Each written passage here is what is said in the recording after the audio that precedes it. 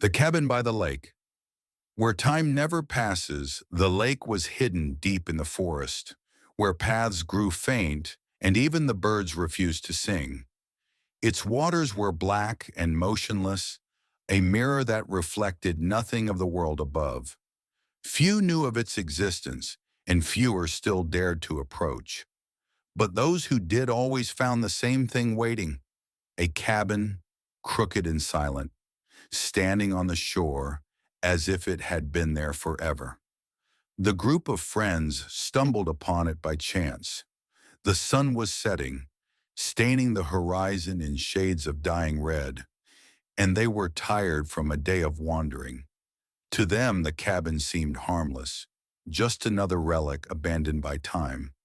They laughed as they stepped onto the porch, shaking off the weight of the journey, never realizing the mistake they had made. The door opened with unnatural ease. Inside, the air was cold and dry, filled with the smell of dust and old wood. Furniture sat in place as if waiting for occupants. Chairs around a table, a fireplace with stacked logs, a clock hanging above it, its hands fixed at midnight.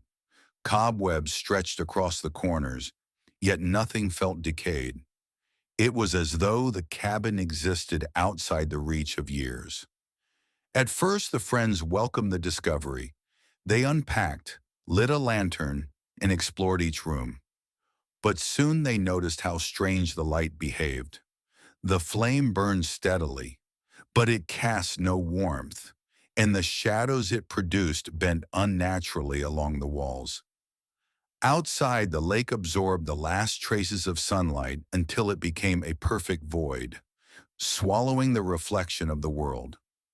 They assumed hours passed as they sat together, but when they checked the clock, it had not moved.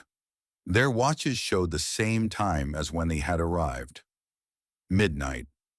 Phones displayed the same. Even the digital seconds remained frozen, as if mocked by the stillness. Confusion crept into unease. They tried the door again, thinking to leave, but the forest outside had changed.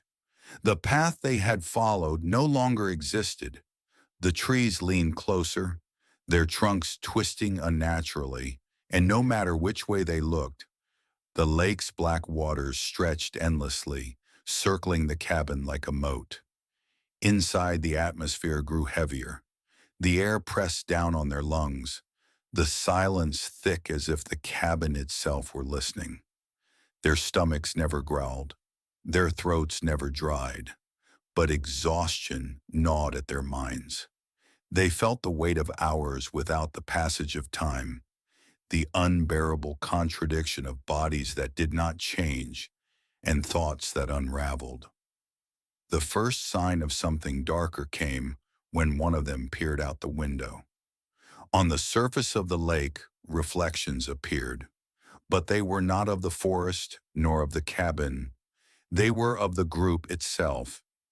Yet the figures in the water did not move the same way.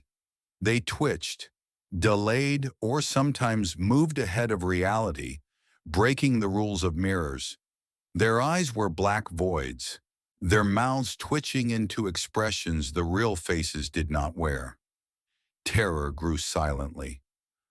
No one dared to speak, as if words would draw the attention of whatever watched them from the water. They sat in restless silence, listening to the building creaks of the cabin. The wood seemed to expand and contract like a lung, breathing in rhythm with their fear. Shadows thickened along the walls, twisting into stretched silhouettes that reached across the floor. Time should have passed, but it did not. Lanterns burned endlessly. The firewood in the fireplace never turned to ash. Even when they closed their eyes to rest, sleep never truly came. Instead, they drifted in and out of visions.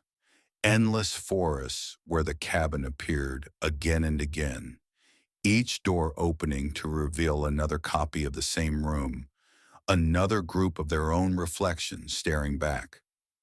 Some tried to leave. They walked into the forest, convinced escape was possible if they kept moving. But no matter how far they went, they always found themselves back at the porch, the cabin waiting, the lake circling in silence. Each attempt drained their hope until despair consumed them.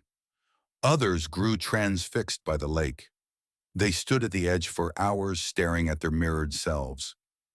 The reflections smiled when they did not. Sometimes they raised their hands in unison, other times not at all.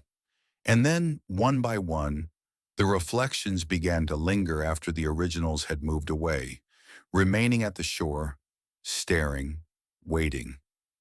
The cabin's whispers grew louder. At first they were faint, like the wind. Soon they became a chorus, countless voices overlapping, murmuring words too fragmented to understand, but heavy with intent. The voices urged them to stay, promised that there was no escape, that leaving was a dream, and the cabin was reality. As the endless midnight stretched on, the group began to fade in ways that could not be explained.